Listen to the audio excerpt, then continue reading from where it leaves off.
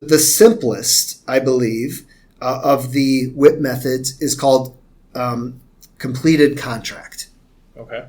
So what completed contract says is, I don't care what you're billing the customer for this job. You can bill them 25%, 25%, 25%, right? Over 3 months or whatever that you're working on it.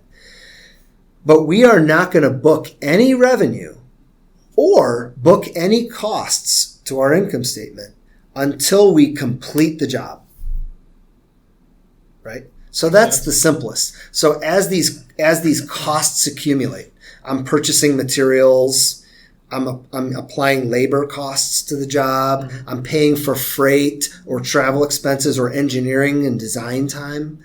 All those costs are being accumulated in what we call job WIP on the balance sheet, like as an asset. And all my revenue that I billed the customer is sitting on my balance sheet.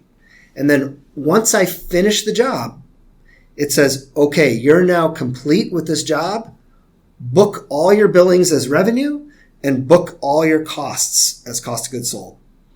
And do it in the same month so that it's all hitting in the same month. Okay. Right? Because the alternative is if I've done it over 4 months, I don't want to see $250,000 in revenue over 4 months.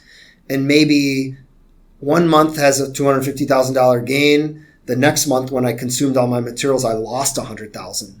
I want all that to sit on the balance sheet and then recognize it at the end.